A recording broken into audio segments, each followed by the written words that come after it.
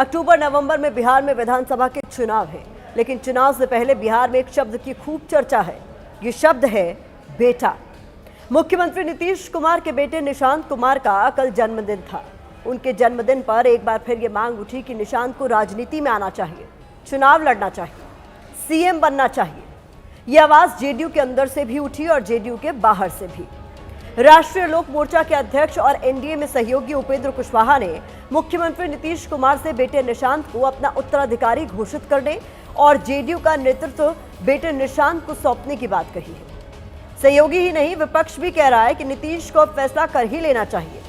राबड़ी देवी ने कहा है कि नीतीश कुमार से बिहार संभल नहीं रहा, इसलिए इस्तीफा देकर अपने बेटे निशांत को सीएम बना देना चाहिए। ऐसा पहली बार नहीं है जब नीतीश कुमार के बेटे को लेकर ऐसी बात सामने आई है। इससे पहले तेजस्वी यादव भी कह चुके हैं कि निशांत कुमार को राजनीति में आना चाहिए।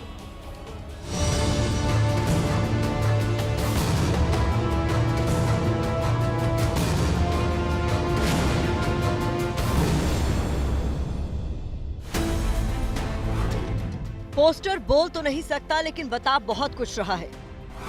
पोस्टर पर नीतीश कुमार के बेटे निशांत कुमार की तस्वीर है। लिखा है, कार्यकर्ताओं की एक ही मांग, चुनाव लड़े निशांत। यहाँ जो कार्यकर्ता है वो ये भी कह रहे हैं कि निशांत को अब राजनीति में आ जाना चाहिए, ये उनके लिए समय आ गया है और वो बिहार में नीतीश कुमार के बाद सीएम पद का एक चेहरा हो सकता है।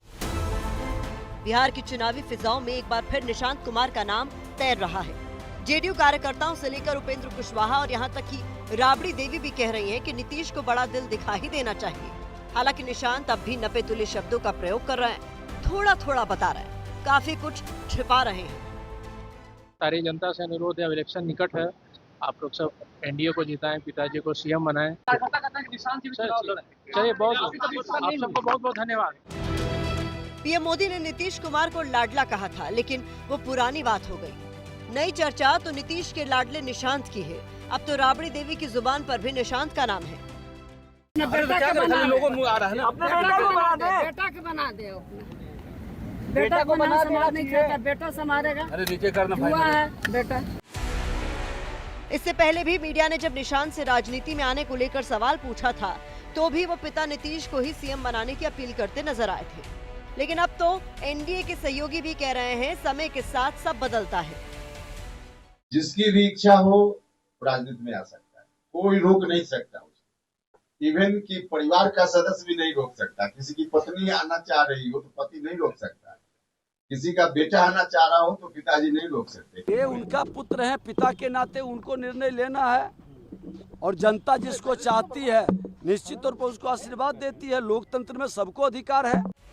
पिछले कुछ समय से नीतीश की सेहत को लेकर सवाल उठे हैं। विपक्ष ने भी नीतीश की सेहत को मुद्दा बनाया है। यह जरूर है कि निशांत का जो व्यक्तित्व है, जो बयान उसने दिया है, उससे राजनीति में हलचल पैदा हो गई है।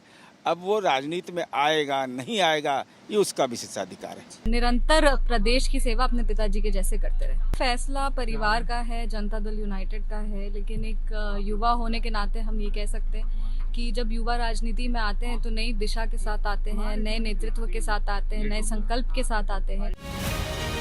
निशांत ने अपने राजनीतिक डेब्यू पर तो कुछ नहीं कहा, लेकिन उन्होंने नौकरी की बात की है, वोट की बात की है, विकास की बात की है। और इन्हीं बातों को लेकर ये अटकलें लग रही हैं कि निशांत की राजनीति की पिच पर एंट्री हो सकती है। वैसे राजनीति में जो दिखता है वो होता नहीं है, और जो होता है वो दिखता नहीं है। सवाल है कि क्या यहाँ भी ये बात सही साबित होने वाली है।